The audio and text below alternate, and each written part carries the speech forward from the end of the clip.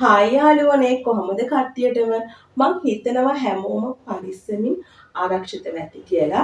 ඉතින් පසුගිය දවස්වල අපි මුහුණ දුන්න ගංගාවතර තත්ත්වයේ සුවිසලන් තත්ත්වය මේ වෙනකොට පහව ගිහිලා තිබ්බට ඒකෙන් ලැබපු ආපදා තත්ත්වයෙන් අපේම ජනතාව අපේම අය තාම පීඩා විඳින්මින් ඉන්න කාලයක් මේක. ඉතින් අපි ඒ අයට උදව් කරනවා වගේම රජයත් ලැබුණු ආධාරات එකතු කරගෙන මූල්‍යමය වශයෙන් සහ අනිකුත් දේවල් ලබා දීලා උන්ට ආධාර කරමින් යන අවස්ථාවක් මේක. ඉතින් මෙහෙම අවස්ථාවකදී අපේ රටේ වත්මත් ජනාධිපතිතුමා එන කතාවක් කියනවා. ඒ කතාවේදී ඔහු කියනවා මුහුදු මට්ටමේ ඉඳලා අඩි 5000කට ඉහළින් තියෙන භූමිවල ගොඩනැගිලි ඉදිකිරීම කටයුතු කරන්න දෙන්නේ නැහැ. සහ දැන්ට තියෙන ඉදිකිරීම කටයුතු ඉවත් කරනවා කියලා. ඉතින් මෙන්න මේ දේ ගොඩක් අයට තේරලා තිබෙන්නේ හරියට.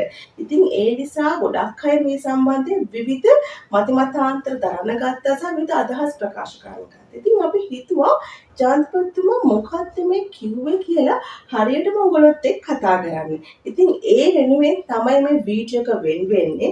ඉතින් මම ආරාධනා කරනවා හැමදාමත් වගේ මගේ වීඩියෝ එක අවසාන වෙනකන් රැඳී සිටින්න කියලා. ඉතින් අනිවාර්යයෙන්ම හැම වීඩියෝ එකකදීම වගේම ඔබට මේ වීඩියෝ එකේදී ඔබේ දැනුමට යමක් අනිවාර්යෙන් ගන්න පුළුවන් වෙනවා. ඉතින් මේ ජනාධිපතිතුමා කියපු කතාවට ගියොත් යාළුවනේ අපේ රටේ මුහුදු මට්ටමේ ඉඳලා අඩි 5000කට වඩා ඉහළින් තියෙන්නේ මොනවද?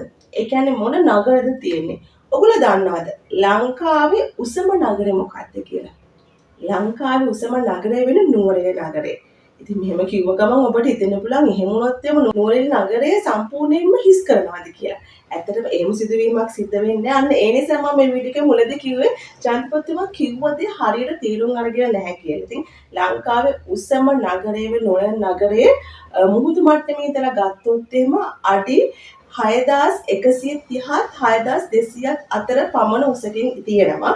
ඉතින් ඇත්තටම දැන් නුවරඑළිය නගරය කියන්නේ යාළුවනේ අපි හැමෝම ආදරය කරන තැනක්. ඉතින් ඒ වගේම ඒක හා බැඳිච්ච ආර්ථික සමාජීය දේවල් ගොඩක් තියෙන තැනක්. ඉතින් ඇත්තටම ආර්ථික පැත්තෙන් ගත්තොත් සංචාරක කර්මාන්තයේ ගොඩක් ඒ නුවරඑළිය නගරය අල්ලා ගොඩක් තියෙනවා. ඉතින් ඇත්තටම සංචාරකින් මේ නුවරඑළිය බලන්නම ගොඩක් එනවා.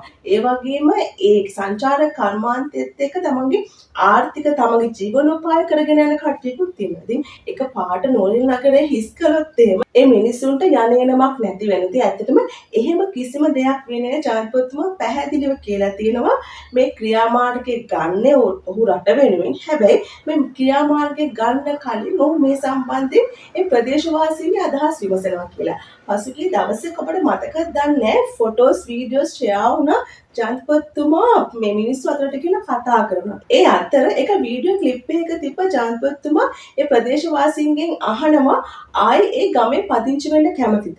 එහෙම කැමති නම් මම පාරවල් ටික හදලා දෙන්නම් අවශ්‍ය يعني පහසුකම් ටික හදලා දෙන්නම්.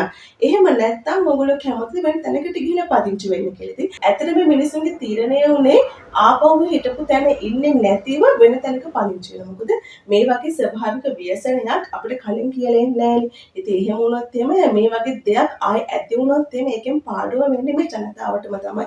ඉතින් ඒ නිසා ගොඩක් අය මේ පීඩාවට පත් සමහර බහුතර ජනතාව තීරණය කරලා තියෙනවා මේ තැන් වලින් ඉවත් වෙන්න. ඒක අපේ රටටත් හොඳයි, ඒ වගේ මිනිස්සුන්ටත් හොඳයි කියන මතේ ඉන්න පිරිසකුත් ඉන්නවා. ඒ වගේම යාළුවනේ නුවරඑළිය ටවුන් එකේ ප්‍රශ්න අපි නැවත આવොත් එහෙම මේ නුවරඑළිය ටවුන් එක හිස් කරන එක ගැන ගොඩක් අය අදහස් ප්‍රකාශ කරලා තිබ්බනේ.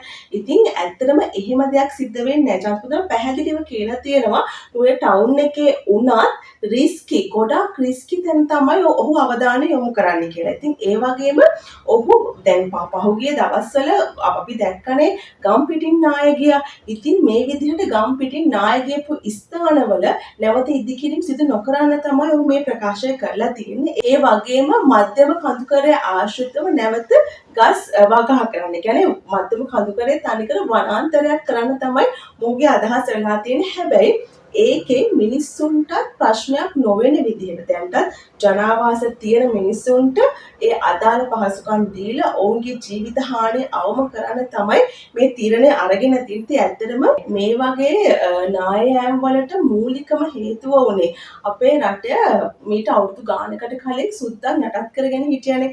ඒ කාලෙදී අපේ රටේ වනාන්තර විනාශ කළ මේ මධ්‍යම කඳුකරේ ආශ්‍රිතව තේ වගාවෝන් පටන් ගත්තා. ඉතින් ඒ නිසා මේ වගාවන් නිසා පාරවල් හැදුනා.